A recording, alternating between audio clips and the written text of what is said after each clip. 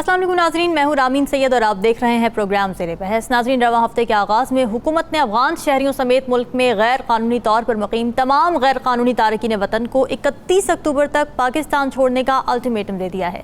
ये फैसला वज़ीर आज़म अनवारुल हक काकड़ की सरबराही में एपेक्स कमेटी के इजलास में किया गया। अब कमेटी ने फैसला किया है कि सरहद पार नकलो हरकत पासपोर्ट और वीज़ा से मशरूत होगी, जबकि इलेक्ट्रॉनिक अफगान शनाख्ती कार्ड, जिसे ई तस्करा भी कहा जाता है, सिर्फ 31 अक्टूबर तक कबूल किए जाएंगे। डेडलाइन गुजरने के बाद हुकाम की जानिब से तारकीन वतन या पाकिस्तानी शहरियों के ताउन से कायम गैर कानूनी प्रॉपर्टीज़ और कारोबारों के खिलाफ ऑपरेशन शुरू कर दिया जाएगा।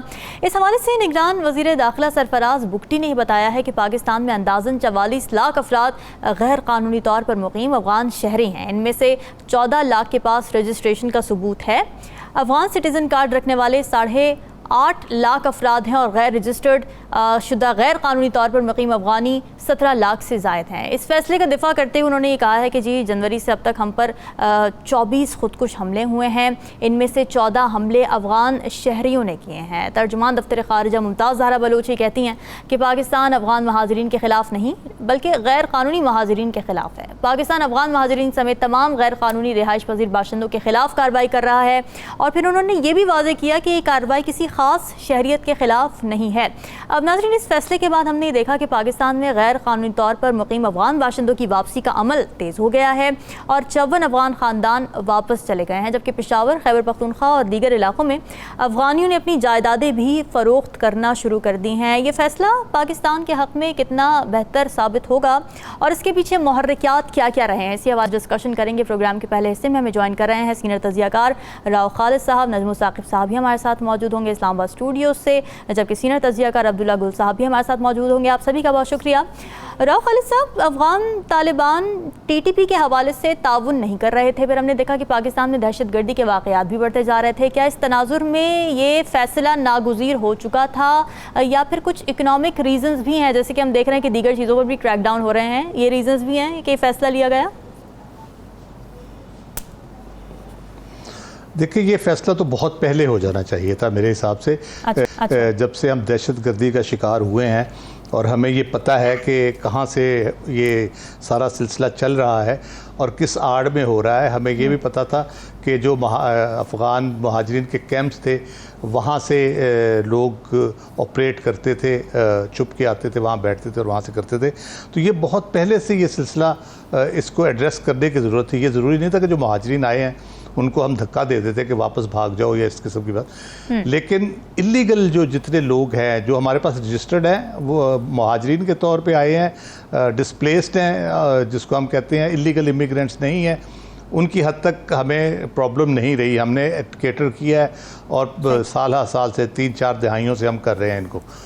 लेकिन इलीगल इमिग्रेंट्स हैं उसमें ये कह लें कि बदकिस्मती है कि अक्सरियत उनमें से जो है वो अफ़गानिस्तान से आई है हमारे पास, जबकि और बहुत सी कौमों के हैं। मैं कराची के मशर कॉलोनी का मुझे विज़िट करने का मौका मिला, वहाँ पे कोई 5-6 कौमियतें हैं, यानी नेपाली भी हैं, उसमें बंगाली भी हैं, बर्मी भी हैं, और इस तरह करके वहाँ पे बड़ा मिक्स है पॉपुलेशन का। वो भी इलीगल इमिग्रेंट्स वहाँ पे मौजूद हैं।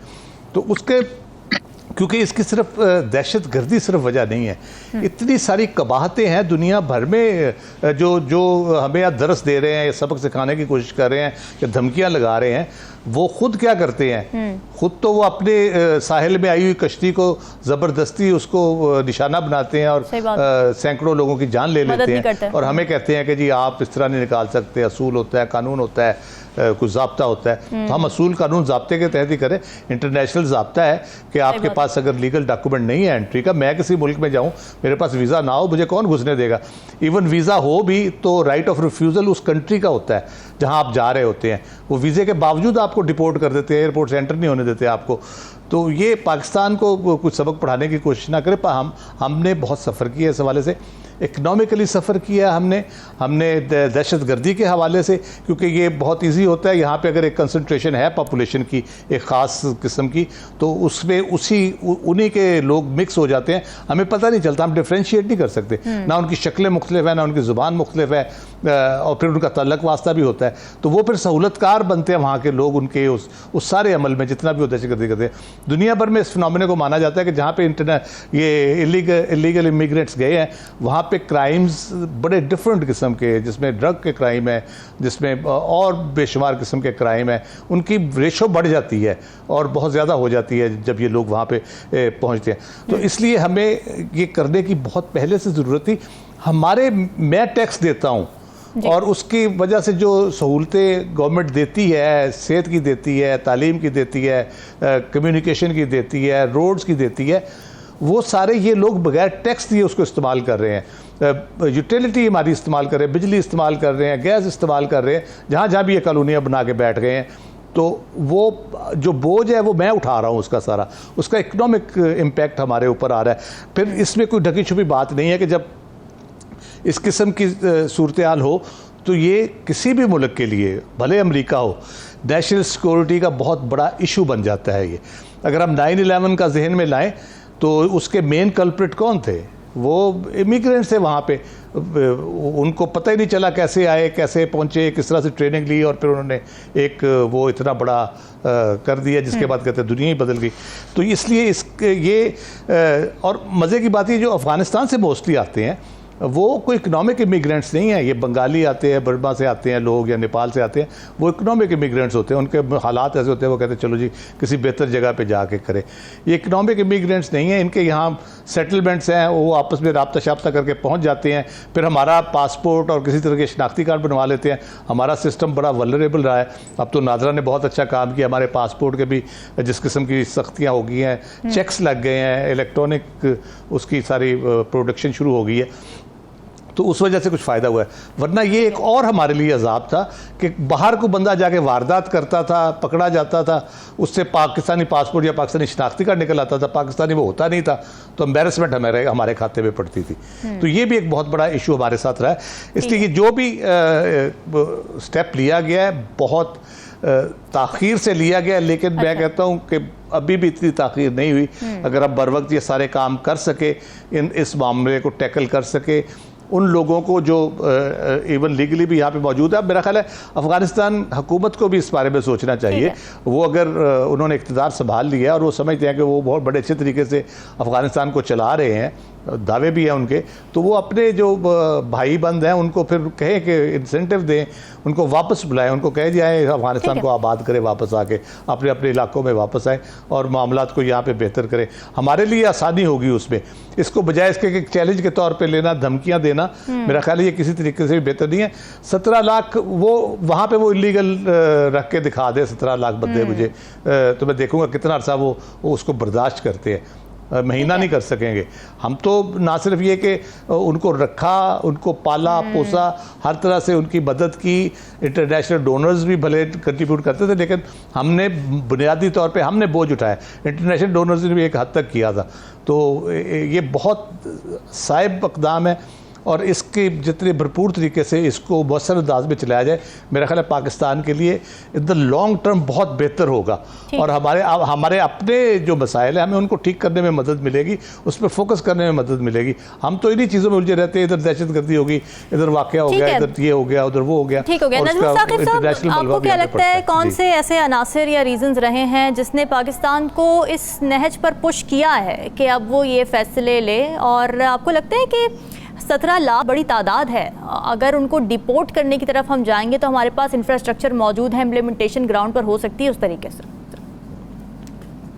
सबसे पहले तो रामीन आपको एक खुशखबरी सुनानी, और वो खुशखबरी ये है कि 40 साल तकरीबन गुजरने के बाद अचानक UNHCR और IOM, ये जो इंटरनेशनल ऑर्गेनाइजेशन फॉर माइग्रेशन है, या United Nations high commissioner for refugees हैं, जो रेफ्यूजीज से डील करते हैं जी, इनको अचानक ख्याल आया है और इन्होंने आज ही बताया है, जो हम बात कर रहे हैं आज के दिन, कि जी ये दोनों इदारे तैयार हैं, पाकिस्तान के साथ मिल के काम करेंगे, अफगानियों को आज जो है वो उनको रजिस्टर करने में, मैनेज करने में। पहले तो मैं ये खुशखबरी सुनाऊं आपको कि मुझे ये बताइएगा कि जिस वक्त आने शुरू हुए थे अफगानी रेफ्यूजीज, हमारे भाई बहन वहां से, उस वक्त तो आपने बड़े दावे किए थे कि हम उनके कैंप्स बनाएंगे, हम उनके खाने पीने का ख्याल करेंगे, हम उनकी दवाइयों का बंदोबस्त करेंगे। ये रेफ्यूजीज जो हैं ये पाकिस्तान के पास हमारी अमानत हैं, हमें पैसे मिलते हैं, दुनिया भर से फंड मिलते हैं, हम उन फंड्स को आप पे, ये जो रेफ्यूजीज हैं इन पे खर्च करेंगे। ये आप कहाँ थे इतनी देर? तो पहला सवाल तो ये है खुशखबरी के साथ कि जी आप इतनी देर तक खामोश क्यों रहे? 40 बरस आपने गुजार दी ऐसे ही। और मैं आपको रामीन बताऊं कि हमने सरकारी तौर पे और निजी तौर पे बहुत सारी जगहों पे हमने बड़े पैगामात दिए, खतूत लिखे, उनको हालात बताए कि भाई हमारे अपने पाकिस्तान में इतने माशी मसाइल हैं और इन लोगों को इतनी देर तक संभालना मुश्किल। तो ये तो हुई खुशखबरी कि कहीं पे जो है वो रजिस्टर हो गया है कि निगरान हुकूमत ने ये जो फैसला किया है वो वाकई उस पर संजीदगी है, तभी तो ये आपको जवाब आया। दूसरी बात कि वो बच्चा जो यहाँ पे पैदा हुआ 40 साल पहले, वो अब 39 या 38 बरस का है जी। यकीन कीजिए जब मैं सोचता हूं ना तो ये 17 लाख की जो आपने और राव साहब ने फिगर बताई है, इसमें वो लोग सारे के सारे जो हैं वो अब रच बस गए हैं पाकिस्तान में। सही बात। अब आपके सवाल की आते हैं, अब आपके सवाल जो रच बस गए हैं उनको अगर आपने कागजात चेक करने हैं, अब पूरी मशीनरी हरकत में आ चुकी है, डेडलाइन एक हो गई है। पहली बात तो ये है कि ये डेडलाइन एक्सटेंड भी हो सकती है। अच्छा। जो लोग ये सोच रहे हैं कि जी ये तो इस डेडलाइन के अंदर जितने हो जाएंगे वो हो जाएंगे और बाद में जो है वो जो रह जाएंगे वो रह जाएंगे, ऐसा नहीं है। ये डेडलाइन चेंज हो सकती है क्योंकि फैसले को अमल दरामद करने के लिए। अब आते हैं आपके सवाल की तरफ कि वो कौन से अवामिल हैं जिन्होंने मजबूर किया। पहली बात तो ये है कि अगर आपको कोई अच्छा ख्याल बाद में आ जाए, तो कोई अच्छा इकदाम बाद में याद आ जाए, तो आप सिर्फ इसी पे बात करेंगे कि जी पहले क्यों नहीं किया। देखिए माशी तौर पे जो आपको बोझ है, राव साहब ने भी उसकी तरफ इशारा किया है, आपने अपने इंट्रो में भी इशारा किया, वो तो जाहिर सी बात है। दूसरी बात ये है कि दहशतगर्दी है, हमने बहुत सह लिया भाई, और कहां से सहा? इसी तरफ से अपने मगरबी जो हमारे यानी भाई मुल्क है उधर से सहा। और उनकी तालिबान गवर्नमेंट जब से आई है उस वक्त से हम उनको कह रहे हैं और उन्होंने हमसे वादे किए थे, वो वादे उन्होंने वफा नहीं किए। अब ये हो गया है कि कभी एक जरा इधर से बन्नू आ जाता है, इधर से मस्तूंग आ जाता है, इधर से हंगू आ जाता है, और आपकी जो लॉ इन्फोर्सिंग एजेंसीज हैं बजाय इसके कि वो दुश्मन का मुकाबला करें, वो अपने अंदर जो सहूलतकार हैं उनकी तरफ पड़ गई। और ये इसका फौरी उसकी वजह है। तीसरा है आपके दो तरफा ताल्लुकात। जब दो मुल्कों की बात आती है तो हम देखते हैं कि अफगानिस्तान तो इस तरह से हमारे साथ बिहेव कर रहा है जिस तरह के इसने हमारी मदद की हो इस सारे अरसे में, ये जितना भी अरसा गुजरा है। और बाबा हमने आपको पनाह दी हुई है, हम आपके लिए यूनाइटेड नेशंस में दुनिया के मुख्तलिफ फोरम पे लड़ते रहे हैं, उसका हमें जवाब क्या मिला है? उन्होंने टीटीपी के बारे में या और जो हमारे यहाँ पे दहशतगर्दी के वाकयात होते हैं जिनकी पनाहगाहें जो हैं वो अफगानिस्तान में हैं और तालिबान की हुकूमत को पता है। तो अब हमने बातचीत करके देख ली, अब हमें यह है कि अब हमने ये खुद करना है। तो जब खुद करना है रामीन, तो फिर उसमें तो इस तरह की बात आएगी। चौथी बात आपकी आती है यूनाइटेड नेशंस की। वो आपसे कह रहे हैं, और यही बात अफगान गवर्नमेंट ने भी की है, कि जी रेफ्यूजीज को आप वॉलंटरी रिपैट्रिएशन ही हो सकती है। भाई ये किस कानून में लिखा है? आपके कानून में लिखा है, मुझे पता है कि ये रिपैट्रिएशन वॉलंटरी होनी चाहिए, लेकिन आप उस कानून का सिर्फ एक हिस्सा ना लें, आप उसको पूरा उसका स्कोप देखें। आपने इन रेफ्यूजीज की मदद करनी थी, आपने हमें फंड्स देने थे, आपने उनकी खुराक और दवाइयों को बंदोबस्त करना था, आपने किया? वो पूरा नहीं किया। और आप सिर्फ एक उसकी शिक, इस वक्त पाकिस्तान के नेशनल इंटरेस्ट में है ये कि उन जो आपने सारे दिए यानी माशी इकदाम हो रहे हैं ना, उसके अंदर इसको भी शामिल कीजिए। और यकीन रखिएगा कि यूनाइटेड नेशंस उसी वक्त बीच में आती है जब उनको अचानक एक ख्याल आए कि अब ये बात यूनाइटेड, क्योंकि अफगानिस्तान तो बात करेगा कि भाई यूएनएचसीआर क्या कर रहा है, यूनाइटेड नेशंस क्या कर रही है। तो मैं आपको पूरे फूक और यकीन से बताता हूं कि ये देर आयत दुरुस्त आयत वाली बात नहीं है। ये बात है कि ये इसमें बहुत सारे अवामिल हैं ऐसे, कुछ मैंने आपको बता दिए, कुछ मैं आपको बता नहीं सकता, जिसमें यह है कि इनका जाना अब ठहर गया है और अब इनको जाना है। अब उसमें एक और बात, मेरी दरखास्त होगी उन तमाम गवर्नमेंट मशीनरी के लोगों से जो इस अमल में शामिल हैं और वो इसके इक़दाम को पूरा कर रहे हैं कि खुदा के लिए ये ध्यान रखिएगा कि ये हमारे भाई बहन हैं, ये हमारे मुसलमान बहन भाई हैं, इनके साथ हुस्ने सलूक से पेश आइएगा। जो कुछ भी करना है आप कानून के दायरे में रह के कीजिएगा और इनको हिफाजत अपने मुल्क में पहुंचा दीजिए। बिल्कुल अब्दुल्ला साहब, यूएन भी इस बात पर जोर दे रहा है, वो ये कह रहा है कि जी इस अमल को महफूज बनाया जाए पाकिस्तान की तरफ से। आपको क्या लगता है पाकिस्तान इस ज़मीन में क्या कर सकता है, किस तरह का किरदार अदा कर सकता है? बिस्मिल्लाहिर्रहमानिर्रहीम। देखिए, बड़ी मेरे ख्याल में मुफस्सल अंदाज में गुफ्तगू हुई है। यूएन का पीछे एक बड़ा वाज़ेह मकसद है। देखिए, आपको याद होगा कि जब अमेरिका का इंखला हुआ अफगानिस्तान से, तो वो प्रोसेस अभी भी जारी है। और मेरे ये दोनों मौजूद जो मेहमान हैं ये जानते हैं कि इस वक्त कई होटल इस्लामाबाद में ऐसे हैं जहां अभी भी वो लोग बैठे हैं जिनका अमेरिका का या गैर ममालिक का वीज़ा लग चुका है, लेकिन उनकी इंटरव्यू की डेट नहीं आई और वो अभी तक अमेरिकन एम्बेसी के अखराजात जो है वो उन होटलों का मुकम्मल, उनका खाना पीना, रिहाइश, वो सारी अमेरिकी एम्बेसी 2021 ऑनवर्ड से वो कर रही है।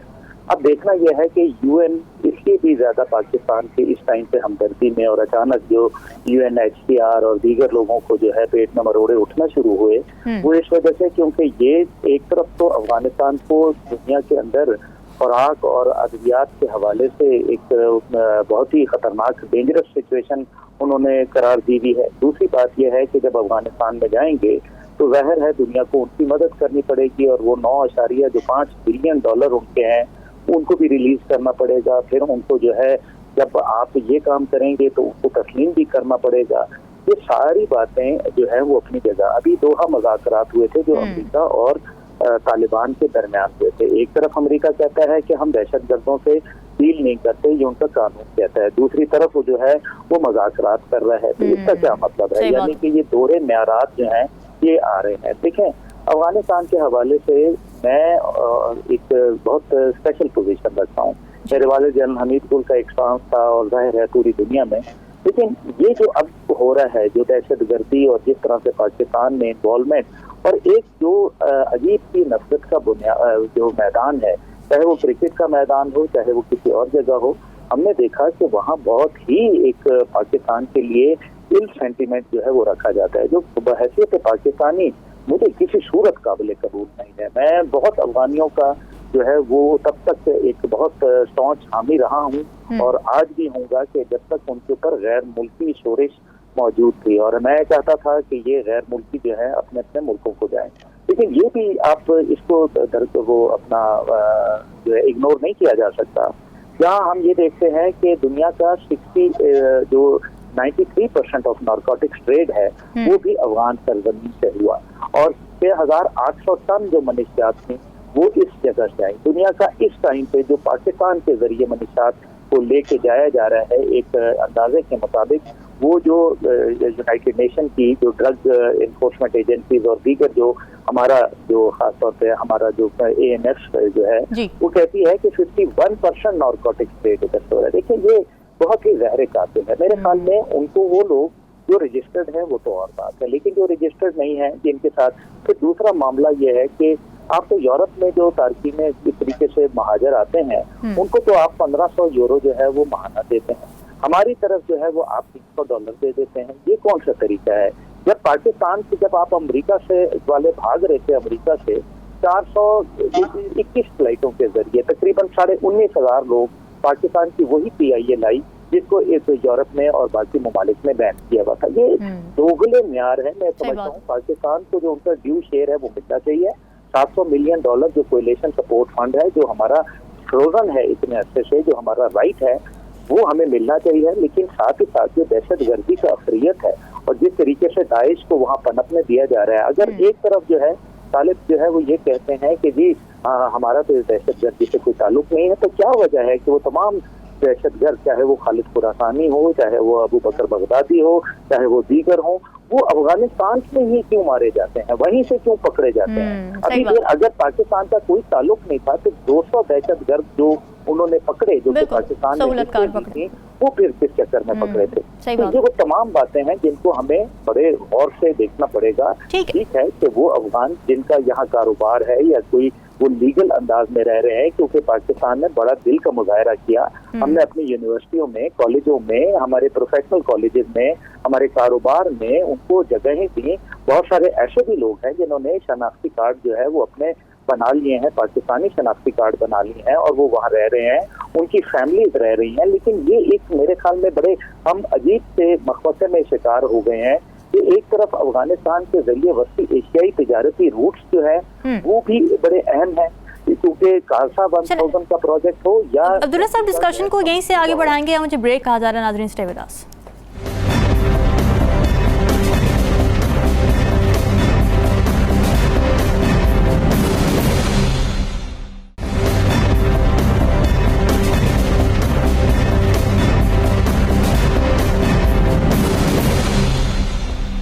वेलकम बैक जी। ब्रेक पर जाने से पहले बात हो रही थी, पाकिस्तान की जानिब से ये फैसला कर लिया गया है कि गैर कानूनी तौर पर जो भी अफगान शहरी यहाँ पर मुकीम हैं उनको एक अल्टीमेटम दे दिया गया है, डेडलाइन दे दी गई है कि वो ये मुल्क छोड़ दें। उसके बाद हम ये देख रहे हैं कि कुछ तनकीद का सामना भी करना पड़ रहा है। ह्यूमन राइट्स की जो ऑर्गेनाइजेशंस हैं वो ये कह रही हैं कि जी इंसानी हुकूक़ के मसाइल हैं अफ़गानिस्तान के अंदर, फिर ख़वातीन के भी मसाइल हैं जो कि उनसे वो दो चार हैं, और फिर कुछ लोगों ने ये कहकर यहाँ पनाह ली हुई है कि उनको ख़तरात लाहक हैं। राव खालिद साहब, ज़ाहिर है पाकिस्तान ने तो 4 दहाइयों तक उन्हें पनाह भी दी है, फिर सारी सहूलियात भी दी हैं, मगर अब अपने मुल्क का तहफ़्फ़ुज़ हमारी प्रायोरिटी बनता जा रहा है। अपने मुल्क का तहफ़्फ़ुज़ करना, साथ ही ये जो ह्यूमन राइट्स वायलेशंस के जो इल्ज़ामात हम पर लग रहे हैं, इन दोनों चीज़ों को साथ टैकल करना किस तरीके से समझते हैं, कैसे मुमकिन हो सकता है? देखिए, हमारे पार्ट पे तो कोई नहीं हो रहा। हम बेसिकली डिफ्रेंशिएट करेंगे रिफ्यूजीज़ में और इलीगल इमिग्रेंट्स में। ठीक है। रिफ्यूजीज़ वो है जो यहाँ आए, रजिस्टर हुए, उनको कैंप्स में रखा गया, वो थोड़ी हमारी गलती है, हम उनको कंट्रोल नहीं कर सके, कोई इधर उधर निकल गए दाएं बाएं, उन्होंने कोई कारोबार शुरू कर दिया और काम शुरू कर दिया। लेकिन स्टिल वो रिकॉर्ड पे तो वो लोग हैं जो निकले भी है। अगर बाहर चले गए हैं तो वो ज़ाहिर हमारे पास रिकॉर्ड नहीं है, वो दूसरे मुल्कों को पता होगा। अभी अब्दुल्ला गुल साहब ने एक बात की कि पाकिस्तान में जो अमरीकी वीज़ों के मुंतज़िर लोग हैं, तकरीबन जो एक मुहतात अंदाज़ा 3 लाख लोग आए हैं अमेरिका के निकलने के बाद पाकिस्तान में। कितने अमेरिका का वीज़ा लेने आए हैं, कितने अपने वो जो कहते हैं जी हमारे ख़तरा है हमें वहाँ पे, उस आड़ में यहाँ पे आए हैं। तो उनके वो इलीगल इमिग्रेंट्स उस पर काफ़ी सारे हैं। तो उनको कोई हमें कहे कि जी इनको आप इनके इंसानी हकूक़ बर्बाद हो रहे हैं या उनका कोई मसला हो रहा है, तो ये तो बहुत ज़्यादती की बात है। मैं पहले जैसे कहा कि खुद तो अपने तो वो घुसने नहीं देते किसी को, और इस किस्म की सख्त पाबंदियाँ लगाते हैं। हम देखते हैं एड्स देते हैं ऑस्ट्रेलिया वाले कि जी गोली मार दी जाएगी अगर बगैर आए। हमारे यहाँ चलते हैं इश्तिहारात उनके, और हमारे लोग जब जाते हैं तो उनके साथ जो सलूक होता है, जो हमारे इकनॉमिक इमिग्रेंट्स दूसरे मुल्कों में जाते हैं उनके जिसका सलूक किया जाता है, तो ये नहीं होना चाहिए। हमारे यहाँ से भी नहीं जाना चाहिए किसी को इस तरह से। लेकिन हमारे यहाँ जब वो ये सारा कुछ हो रहा है तो उस वक्त उनको सारे दुनिया जहान के वो कानून और सारी चीज़ें याद आनी शुरू हो गई हैं। हमें अपने मुल्क का देखना है, और ये सबसे बुनियादी जो चीज़ है वो हर मुल्क इसी तरह करता है, अपने मफाद का सबसे पहले देखता है। और ये कुछ छोटा मोटा मसला नहीं है। अगर कोई होता ना कि जी चलो जी हमारे वसाइल में शेयरिंग हो रही है उनकी, इस हद तक हम कर लेते, चलो जी तालीम ले लें, पढ़ लें, हेल्थ फैसिलिटीज़ उनको दे दें, कंट्रीब्यूट करें अगर सोसाइटी में, तो कोई ऐसा इशू नहीं है। हम दहशत गर्दी का शिकार हैं, हमारे लोग मर रहे हैं, हमारे फौजी बॉर्डर्स पे शहीद हो रहे हैं। उधर खड़ा होता है, उधर से अफ़गानिस्तान से एक ब्रस्ट आता है तो वो वहाँ पे जो बेचारे सिविलियन है या दूसरे, वो उसका शिकार हो जाते हैं। फिर इस तरह उसकी आड़ में लोग अंदर घुसते हैं, अंदर आके या बम धमाके किए जाते हैं, यहाँ पे टेरर फैलाया जाता है, मुख्तलिफ एरियाज़ में बड़ी सीरियस सूरत हाल पैदा हो जाती है। और जैसे रजू साकिब साहब ने कहा, हमारी सिक्योरिटी फोर्सेस का जो और बहुत से करने के काम है उनके, बॉर्डर सिक्योरिटी के अलावा भी वो इसमें सारा उनके, हमारी इंटेलिजेंस एजेंसीज हैं, बाकी चीज़ें वो इसमें फंस के रह जाती हैं इन सारी चीज़ों में। तो हमें तो हम बहुत नुकसान उठा चुके हैं, और हम इस अब बर्दाश्त नहीं कर सकते। इकनॉमिक सिचुएशन को हम जब देखते हैं तो हमें फौरी स्टेप्स लेके जितनी जल्दी मुमकिन हो सके, जितने भी इलीगल इमिग्रेंट्स हैं किसी मुल्क के हैं, अफ़गानी हैं, दूसरे हैं, तीसरे हैं, उन सबको कहीं कोई लेके जाना चाहता है, सेटल करना चाहता है, वो कर ले। अगर किसी को बहुत ज़्यादा हमदर्दी है, समझता है यहाँ पे ह्यूमन राइट्स वायलेशन हो रही है, वो आप भले भाई ले जाएं जी, सदके हम हर तरह से मदद करेंगे, पैसे भी देंगे उनको ट्रांसपोर्ट करने के। तो हमारे सर पे इस तरह ना चढ़े गैर ज़रूरी तौर पे, हमारे जो मुश्किलात है उसका इदराक करें। नजमुल साकिब साहब, ये दोगले मयार की वजह क्या है? पाकिस्तान पर इतना प्रेशर क्यों है रेफ्यूजीज को लेकर? देखिए, ये दोगले मयार जो हैं वो तो हमारे सामने हैं, चाहे वो आपका ये रेफ्यूजीज का मसला हो, चाहे वो जम्मू कश्मीर का मसला हो, चाहे फ़लस्तीन का मसला हो। अल्लाह की करम नवाजी से यूनाइटेड नेशंस ने सोचा हुआ है, उन्होंने ये बिल्कुल फैसला किया हुआ है कि जो अमेरिका बहादुर कहेगा वो करेंगे, क्योंकि उसकी कुछ रीजंस हैं। याद रहे कि जो यूनाइटेड नेशंस का इदारा चलता है ना, वो फंड्स पे चलता है। उसमें जो सबसे ज्यादा फंड्स हैं, चूंकि अमेरिका और यूरोप से आते हैं, लिहाजा उन्हीं की बात सुनी जाती है, उन्हीं की मर्जी से सेक्रेटरी जनरल चुना जाता है, उन्हीं की मर्जी से एजेंडे बनते हैं, उन्हीं की मर्जी से जनरल असेंबली में जो है वो रेजोल्यूशन फ्लोट होते हैं, उन्हीं की मर्जी से सिक्योरिटी काउंसिल के फौरी तौर पे इजलास होते हैं। तो दोगले मयार का जो है ये तो बहुत पुराना किस्सा हो गया रामीन, इसको तो हम रो पीट चुके हैं। अब आते हैं आपकी इस तरफ के, देखिए एक और एंगल से मैं यानी चाहता हूं कि यानी राव साहब और अब्दुल्ला साहब इस पे भी जरा गौर करें कि ये अफगानी सारे जो हैं, अच्छा मैं पहले ये बता दूं, आपने भी बताया कि ये सिर्फ अफगानियों के लिए नहीं है, ये हम जो गैर कानूनी तौर पे लोग रहे हैं, और इसमें बंगाली भी हैं, बिहारी भी हैं, इसमें नेपाली भी हैं, श्रीलंकन भी हैं, इसमें जिम्बाब्वे से भी लोग हैं, इसमें इथोपिया के भी लोग हैं, पूरी दुनिया से आए हुए हैं लोग जो आके यहाँ पे जम हो गए हैं और फिर उसके बाद वो गायब हो गए हैं, और आपकी वो इकोनॉमी में आपको जो है वो चोटें लगा रहे हैं और कोशिश कर रहे हैं कि जल्द से जल्द जो है वो उनके पासपोर्ट वगैरह बन जाएं। लिहाजा ये सिर्फ अफगानी भाई हमारे ये ना समझें कि ये जी सिर्फ उनके लिए है। मैं आपको एक और एंगल से जरा ये यानी इस मसले की तरफ तवज्जो दिलाता हूँ। देखिए, तालिबान ने आते ही बजट पेश कर दिया अपना, कुछ महीनों बाद उन्होंने हुकूमत चलानी शुरू कर दी, ठीक है, और हाल ही में हमने सुना कि उन्होंने बिलियंस ऑफ डॉलर्स का माइनिंग में उन्होंने मुआहदे किए हैं टर्की से, चाइना से, ईरान से।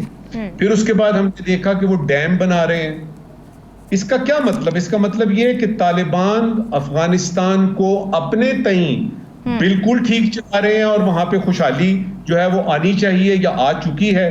तो अब जब आप खुशहाल हो गए हैं, आप इनको वापस लें ना, आप इनको क्यों ना वापस लें? दूसरा इसका अखलाकी पहलू है, ये मैं आपको बता रहा था, माशी पहलू, कि माशी तौर पे तो इस्तेकाम, देखिए बिलियंस ऑफ डॉलर्स की बात कर रहे हैं वो, और वो आइंदा 40-50 बरसों की बात कर रहे हैं कि हमने अफगानिस्तान को इस तरह से यहाँ पे बागो बहार होगी और जन्नत होगी और उसमें दूध की नहरें और खजूर के दरख्त वगैरह, तो उसमें आप इनको लेना वापस, आपको क्या मसला है? बिल्कुल ठीक है। दूसरा पहलू यानी बात खत्म कर रहा हूं, दूसरा पहलू आपका है अखलाकी पहलू। जी ठीक है। देखिए, अखलाकी तौर पे आप पे बनता है कि अब आपके ये जो है, और फिर पाकिस्तान ने कह दिया है कि भाई आप इनको वापस ले लें। अब ये हमारे तो मुसलमान भाई हैं, आपके तो वाकयातन भाई हैं, आप उनको वापस नहीं ले रहे, इस पर जरा गौर कीजिए। ठीक है, ये बड़ा अहम पॉइंट आपने दिया। अब्दुल्ला साहब, एक तो नजमुल साकिब साहब का पॉइंट भी अगर आप एड्रेस करना चाहें, साथ ही मैं ये जानना चाह रही हूँ कि ज़ाहिर हमने पॉलिसी डिसीजन तो ले लिया है, मगर इम्प्लीमेंटेशन के लिए जो चीज़ें रिक्वायर्ड हैं, बॉर्डर मैनेजमेंट और ये तमाम तरह इंफ्रास्ट्रक्चर, इस हवाले से आप क्या देख रहे हैं? हुकूमत का होमवर्क मुकम्मल है? नहीं जी, होमवर्क तो बिल्कुल भी मुकम्मल नहीं है ना। वजह यह है कि ये तो आपको अचानक पड़ा। अभी इस साल जो दहशतगर्दी के वाकयात में इजाफा हुआ, क्या ये हकीकत नहीं है कि ये दोहा मुज़ाकरात के और दोहा मुआहदे के बिल्कुल जो है वो बरक्स हुआ? यानी कि आपको बाकायदा बताया गया था, अमेरिका और जब तालिबान हुकूमत के दरमियान में मुआहदा तय पाया, जिसके अंदर खुद गारंटर अमेरिका था, तो यही कहा गया था कि किसी पड़ोसी मुल्क के ऊपर जो है वो हमला नहीं होगा और कहीं दहशतगर्दों को सेफ हेवन यानी कि उनके लिए दहशतगर्दों की जन्नतों को वहां नहीं बसाया जाएगा। अब मुझे ये बताएं कि ये जो तमाम की तमाम दहशतगर्दी का रुख है, ये क्यों इस तरफ मोड़ा जा रहा है? दाइश कहाँ से पनप गई? ये भी तो हकीकत है ना कि दाइश जो है वो उसके सरपरस्त कौन थे? कौन थे वो अमेरिकी सेनेटर जो अब तो वो चले गए और उनको सेफ फ्यूनरल दिया, अब वो क्योंकि एक आदमी जा चुके हैं दुनिया से, तो वो अबू बकर बगदादी के साथ तो उनकी तस्वीर मौजूद है। तो फिर ये हो क्या रहा है? इसका मतलब ये है कि ये जो अभी जैसे नजर साहब ने जिक्र किया, बिल्कुल दुरुस्त बात, $600 मिलियन का प्रोजेक्ट किया, उसका नाम है कुश्तफा केनाल, और वो बाकायदा दरियाए आमू को मोड़ के वहाँ जो है वो तकरीबन 10 लाख एकड़ अराजी जो है उसको सरेआम किया जाएगा। अब ये देखिए ना, ये तमाम प्रोजेक्ट हो रहे हैं और फिर डॉलर पाकिस्तान में 331-333 तक चला गया, लेकिन अफगानिस्तान के अंदर जो डॉलर था वो तकरीबन 82-83 रुपए तक का रहा। क्या वजह थी? और पाकिस्तान से जितना डॉलर जा रहा था, आखिर उनमें कुव्वत खरीद थी तो डॉलर जा रहा था ना। ऐसे तो नहीं है कि मैं आपको अगर रोजाना फर्ज करें $2 मिलियन देना शुरू कर दूं, तो क्या आपके अंदर ताकत है? राव साहब में है या नजर साहब में? बिल्कुल भी नहीं है, ना मुझ में है। तो इसका मतलब यह है कि ये बात मैं इत्तेफाक राय रखता हूँ, लेकिन जो इंफ्रास्ट्रक्चर देखें, पहली बात यह है कि हमारे पास मैपिंग कोई नहीं है अभी, इसी वजह से वो DNA का जो एक टेस्ट की बात की गई है वो भी अच्छा है, लेकिन आप 44 लाख लोगों का DNA करना कोई खालाजी का घर है? और फिर क्या हमारे पास वो DNA के जो वसाइल हैं वो मौजूद हैं? पहले ही हमारे जो सैलाब और फिर जो करप्शन के अंबार हैं और जो मुल्क की मुआशी सूरत हाल है, अमेरिका और उसके हवारी इस वजह से परेशान हो गए क्योंकि उनको अभी ये जो 3 लाख लोग तकरीबन जिनको वो लेके जा रहे हैं, जो उनके वहाँ कॉन्ट्रैक्टर्स के साथ काम करते थे या उनके जो वहाँ आंखें और कान थे, उन लोगों को वहाँ वो अफगान तालिबान के रहमो करम पे नहीं छोड़ना चाहते, उनको अपने एजेंट को वो प्रोटेक्ट करना चाहते हैं, लेकिन वो चाहते हैं कि पाकिस्तान इसकी कीमत अदा करे। क्यों करे भाई अदा? आपने किया, आप आए, आपने अपना अहदाफ सेट किए, आपने वहाँ मदर ऑफ ऑल बम मारे, आपने पाकिस्तान को बेड़ा गर्क करवा दिया, पाकिस्तान में दहशतगर्दी का बाजार गर्म करवा दिया, दाइश के वहाँ ठिकाने बनवा दिए, बाकायदा सुबह नूरिस्तान के अंदर नॉम में हेडक्वार्टर बना के बैठ गए, NDS का, रॉ का, मोसाद का, CIA का ज्वाइंट हेडक्वार्टर था, कुन्नर के जरिए दहशतगर्द आते थे पाकिस्तान में, दहशतगर्दी करवाते थे। आपने सिर्फ जबानी कलामी पाकिस्तान को तिफल तसल्लियां दी, आपने कभी पाकिस्तान को फाइनेंशियली सपोर्ट किया? क्या आपने पाकिस्तान को कभी फैसिलिटेट किया कश्मीर के हवाले से? क्या आपने मुसलमान दुनिया को, अभी ये देखे ना जो अभी हालिया जो मामलात हो रहे हैं फलस्तीन के अंदर, ये कितना बड़ा वाकया है, लेकिन दुनिया उसके ऊपर भी बात करेगी, लेकिन यहाँ हमारे जो मामलात हैं उसके ऊपर उनको इसलिए क्योंकि उनको मालूम है कि पाकिस्तान से जब ये वहाँ वापस धकेले जाएंगे, वो लोग जो इलीगल है, जो लीगल है उनको कोई प्रॉब्लम नहीं है, जो इलीगल है उनको जब वहाँ चले जाएगा तो जाहिर है उसकी मदद के लिए आपको जो है अफगानिस्तान के अंदर बात करनी पड़ेगी। इसलिए अब वो तरह तरह की आपको लालच देंगे, तरह तरह के मामलात करेंगे, लेकिन हकीकत यह है कि इस साल सिर्फ दहशतगर्दी 1 जनवरी से लेकर अभी तक हमारे 500 से ज्यादा सिपाही और जवान और हमारे अफसरान जो है वो शहीद हो चुके हैं, सिर्फ फौज के। मैं पुलिस की बात नहीं कर रहा, मैं किसी और फोर्स की बात नहीं कर रहा और सिविलियंस की बात नहीं कर रहा। अब आपने देखा ना कि जो मौजूदा सूरत हाल है इसके अंदर इंफ्रास्ट्रक्चर मौजूद नहीं है, इस टाइम पे निगरान हुकूमत है, ब्यूरोक्रेसी साथ देने के लिए तैयार नहीं है, डीप रूटेड जो है वो क्या अफगानियों के पास क्योंकि इतना पैसा है कि आपको अंदाजा भी नहीं है, मुझे और आपको अंदाजा ही नहीं हो सकता।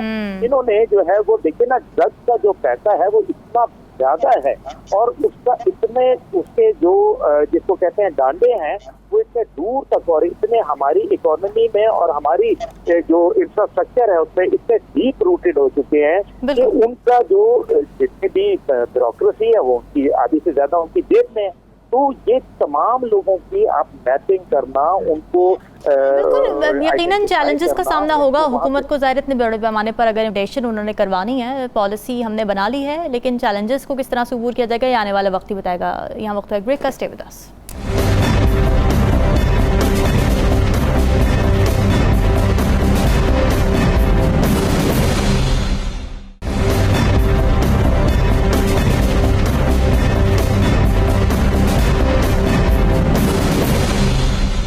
वेलकम बैक जी। पाक फौज और निगरान हुकूमत की मुल्क की मईशत में बेहतरी के लिए उठाए गए इकदाम के समरात सामने आने लगे हैं। इन इकदाम के पेश नज़र ज़ख़ीरा अंदोज़ों के खिलाफ क्रैकडाउन रुपए की कदर और डॉलर में कमी का बायस बन रहा है। पाकिस्तानी रुपए ने सितंबर में आलमी सतह पर बेहतरीन कारकर्दगी वाली करेंसी का एजाज़ हासिल किया था। फिर यही नहीं, हालिया रुपए की कदर अमरीकी डॉलर के मुकाबले में 7 हफ्तों की बुलंद तरीन सतह पर है। इसके अलावा अरबों रुपए की स्मगलिंग और टैक्स चोरी के खिलाफ भी क्रैकडाउन किया जा रहा है। इस सिलसिले में अफगान ट्रांजिट ट्रेड के नाम पर होने वाली स्मगलिंग के खिलाफ भी एक्शन लिया गया है। नए रूल्स बनाए गए हैं, कुछ अशिया पर पाबंदी लगाई गई है और कुछ पर ड्यूटीज़ लगा दी गई हैं। तो इसकी मईशत पर क्या असरात होंगे, इसी हवाले से बात कर लेते हैं अपने तजियाकारों से। राव खालिद साहब, जो नए रूल्स बनाए गए हैं अफगान ट्रांजिट ट्रेड के जरिए, ज़ाहिर हम देख रहे थे कि स्मगलिंग बड़े पैमाने पर की जा रही थी, अब क्या फ़ायदा हो सकता है इससे? बहुत ज़्यादा फ़ायदा इसका होगा। आपके जितने जो बुनियादी तौर पाकिस्तान के अंदर जो बाहर से प्रोडक्ट्स आ रही थी, जो आप कह लें कि हमारे कम्पिटिटिवनेस को मुतासर करती थी, अगर वही प्रोडक्ट पाकिस्तान में बन रही है, कोई टॉफ़ी, चॉकलेट, सिगरेट, कपड़ा और कॉस्मेटिक्स का सामान है या और चीज़ें इस तरह की, वो पाकिस्तान के अंदर अगर बन रही हैं और वो स्मगल होके आ रही है और वो कह लें कि ज़्यादा बेहतर क्वालिटी की भी हो सकती है उसमें, लेकिन रेट उसी पे अगर मिल रही हैं, तो यकीनन पाकिस्तान की इंडस्ट्री को डायरेक्ट उसका इम्पेक्ट आता है। उसमें सबसे जो डेंजरस काम हुआ है वो पहले भी हमने एक दफ़ा जिक्र किया था, वो 2009 जब ISAF इधर थी और उस वक्त अमरीकी वहाँ पे थे, उस वक्त 10,000 कंटेनर गायब हुए थे जो असले से भरे हुए थे। और वो उसका इम्पैक्ट आप अंदाज़ा लगा लें, हमारे जो वेपनाइजेशन जिसको हम कहते हैं जो सोसाइटी में हुई है उसकी वजह से, और ख़ास तौर पे कराची में कहते हैं बहुत डंप किया गया। अब अल्लाह का शुक्र है काफ़ी कंट्रोल है हर लिहाज से वहाँ पे, वरना वो तो एक बहुत सीरियस सूरत हाल हो सकती थी। तो इसी तरह से अब जो है, अब उस तरह वेपनाइजेशन वाला तो नहीं है, लेकिन ऐसी चीज़ें आ रही हैं जो पाकिस्तान की इंडस्ट्री को मुतासर कर रही है, पाकिस्तान की इकानमी को मुतासर कर रही हैं। टैक्स उन्होंने देना नहीं, कस्टम उन्होंने देना नहीं, अफगानिस्तान के ट्रांजिट ट्रेड के नाम पे आना है और बॉर्डर क्रॉस किए बगैर उसने अंदर ही कहीं गुम हो जाना है। तो ये बहुत सीरियस मसला है। एक तो हमारे अपने जो लोग हैं उनको चेक करने की ज़रूरत है इसमें, और दूसरा इस पर ये बड़ा सही स्टेप उठाया गया। मुझे सिर्फ हैरत ये होती है, ये ऐसी चीज़ें हैं जो एक दिन 2 दिन में कोई भी गवर्नमेंट कर सकती थी, डॉलर के हवाले से हो, भले ये इन चीज़ों के हवाले से हो, तो ये क्यों नहीं हो पा रहा था? मुझे तो इस बात का दुख है, इतने सालों से हम इसका नुकसान उठा रहे हैं, ये सारा प्रॉब्लम बर्दाश्त कर रहे हैं। हमें पता है मार्केट में क्या सूरत हाल है, हमारी कौन कौन सी इंडस्ट्रीज से मुतासर हो रही है इन चीज़ों से, और किस तरह से हमारी इकॉनमी मुतासर हो रही है। बिल्कुल, डॉलर के हवाले से देख लें या बाकी चीज़ों के हवाले से देख लें, इन्फ्लेशन कहाँ चली गई है डॉलर की प्राइस की वजह से, और वो उसको अब वापस लाने के लिए हमें जो तगोदो करनी पड़ेगी। हमें पता है कि एक दफ़ा प्राइस ऊपर चली जाए, उसको अब डॉलर 200 रुपये में भी आ जाए, तो आप जो चीज़ डॉलर की वजह से 500 पे चलेगी या 300 से, उसको आपको 300 पे वापस लाना जो है ना, वो नामुमकिन है अगले 10 सालों में भी। तो ये इम्पैक्ट जो आता है बुनियादी तौर पे, ये बड़ा सीरियसली मुतासर करता है हमारी इकॉनमी को। मैं समझता हूँ कि अफगानिस्तान की ट्रांजिट ट्रेड पाकिस्तान के रास्ते से बिल्कुल ही बैन होनी चाहिए। अच्छा, क्योंकि उसमें बहुत बड़े बड़े घपले हैं, बहुत सीरियस किस्म के मसाइल हैं हमारे साथ जो होते हैं। हमारी पूरी मार्केटें आप कहीं चले जाए भरी पड़ी हैं ऐसी अशिया से, तो हम क्या करेंगे अगर वो नहीं होंगे? लोकल इंडस्ट्री बनेगी, डेवलप होगी। जो सियासतदान आए, पिछली हुकूमतें आई, उन्होंने क्यों नहीं इकदाम किए? फिर दूसरा सवाल इसी के साथ ये भी जुड़ता है, क्या इस बात का भी खदशा है कि जो आने वाली पॉलिटिकल गवर्नमेंट होगी वो ट्रेडर्स के प्रेशर में आके इन पॉलिसीज को रिवर्स कर दे? मुझे नहीं लगता, क्योंकि ये जो अहकामात आ रहे हैं, ये जिस जगह से आ रहे हैं और जिस तरीके से आ रहे हैं, मुझे लगता है कि इसका तसलसल रहेगा। ठीक है, ये तो हो गया आपके सवाल का मुख्तसर जवाब जी। मैं जो अभी राव साहब बात कर रहे थे, मैं सोच रहा था कि इतने रमजान आए हमारी जिंदगी में, जब भी रमजान आया खजूरों की और फलों की और इसकी कीमतें बढ़ गई, वो कभी नीचे नहीं आती। इसी तरह से 62 साल मेरी उम्र हो गई है, मैंने जिंदगी में सिर्फ एक मर्तबा देखा, जबकि मई 1998 में हम यानी एटमी धमाका करते हैं ताकि बैलेंस ऑफ पावर जो है वो साउथ एशिया में बरकरार रहे और हमें हिंदुस्तान से वो जो खतरा है उसको दूर करें। उस वक्त ये हुआ कि हमारे डॉलर फ्रीज हो गए, डॉलर फ्रीज हो गए हमारे, और हुकूमत ने कहा और वो बिल्कुल ठीक था कि जी आप रुपयों में ले लें क्योंकि इस वक्त हमें बड़ी सख्त मुसीबत है। तो डॉलर रुपए की बहुत ज्यादा बढ़ गई। अब जो ही हालात बेहतर हुए तो डॉलर अपना थोड़ा सा नीचे आया। ये वाहिद वाकया है और वो उन सर्कमस्टांसिस में है जो बड़े स्ट्रेनुअस यानी एक्स्ट्राऑर्डिनरी सर्कमस्टांसिस में ही हुआ। तो यूं कहिए कि आम हालात में मेरी जिंदगी में मेरी होश में ये पहली मर्तबा होता है कि डॉलर की कीमत इतनी ज्यादा और इतनी तेजी से नीचे आती है। तो यहाँ पे जो लोग हैं ना जो कहते हैं जी ये निगरान हुकूमत आई है, ये क्या करेगी, असल में तो सियासी जमातें कर रही हैं, फलाना उसके पीछे है, फलाना ये है, इन बातों से कतई नजर रामीन। ये फैसला हुआ डॉलर को करने का, ये आपकी स्मगलिंग का करने का, यानी बिजली चोरों के पीछे भागे। अब सुना है कि टैक्स ना दहिंदगान के पीछे भी भाग रहे हैं। ये सारा कुछ कब हुआ? ये निगरान हुकूमत में हुआ। तो थोड़ा सा क्रेडिट निगरान हुकूमत को दे दीजिए। देखिए दुश्मनी, यानी आपने सिर्फ यही देखना है कि कौन सी हुकूमत ने क्या नहीं किया। मुझे ये पता है कि इस हुकूमत के आने के बाद ही ये सारे इकदाम शुरू हुए हैं। ठीक है, देर से क्यों किए हैं, पहले क्यों नहीं हुए? ओ बाबा इस बहस को छोड़ देते हैं ना। सही बात है। अब ये है कि बहस ये है जो आपने सवाल किया उसका मुख्तसरन जवाब थोड़ा सा और आगे बढ़ाता हूं। आइंदा आने वाली हुकूमत के पास वो कोई हुकूमत आती है, वो कोalition गवर्नमेंट आती है, वो PMLN की आती है, पीपल्स पार्टी की आती है, वो किसी की भी आती है, मेरे ख्याल में जो मैंने पिछले 3-4 महीनों में देखा है जिस संजीदगी से रियासत पाकिस्तान ने मईशत की बहाली के इकदाम लिए हैं, चीखें निकल रही हैं लोगों की, बिल्कुल ऐसी चीखें निकल रही हैं, लेकिन वाजे हो रहा है कि हम कुछ सही समत में जा रहे हैं। टाइम थोड़ा शॉर्ट है, मुझे आखिरी फिक्रा बोलने दीजिए। जी बोलिए। नई आने वाली हुकूमत के पास कोई ऑप्शन ही नहीं होगी। ट्रेडर्स बातें करते रहे, एक्सचेंज कंपनियों वाले करते रहे, उनके पास ऑप्शन ही नहीं होगी कि वो इस प्रोसेस को रिवर्स कर सके। ठीक हो गया। अब्दुल्ला साहब, आपको क्या लगता है मुआशी इंडिकेटर्स क्या बता रहे हैं? क्या हम सही समत में हैं और इसको सस्टेन करना कितना चैलेंजिंग या कितना आसान होगा? देखिए, ये जो FIFC का क़याम है ये बहुत खुशाइन है, लेकिन आपने ये देखा कि अभी तक उस तरह से इन्वेस्टमेंट नहीं आई जिस तरह से हमारी एक्सपेक्टेशन थी। उसकी वजह यह है कि गारंटीज मांगते हैं। देखिए ना, लोग ओहदे के साथ गारंटी नहीं मांगते बल्कि इंस्टीट्यूशनल गारंटीज मांगते हैं, चाहे वो CPEC का मंसूबा हो, चाहे वो गवादर में सऊदी इन्वेस्टमेंट का मामला हो या दीगर हो। तो आपकी ओहदा जो है वो अनफॉर्चुनेटली पाकिस्तान में हर 3 साल बाद बदल जाया करता है, जहाँ से जिसका जिक्र मौजूद शुरका ने दिया। लेकिन मैं ये समझता हूँ कि जो आने वाली पॉलिटिकल गवर्नमेंट होती हैं उनका अपनी एक सोच होती है, अपनी फिक्र होती है। लगता तो यही है कि कोalition हुकूमत आएगी, कोalition हुकूमत जब भी आती है तो फिर वो कॉम्प्रोमाइज करती है तो वो मुल्क की मफादात के बरक्स चला जाता है मामला।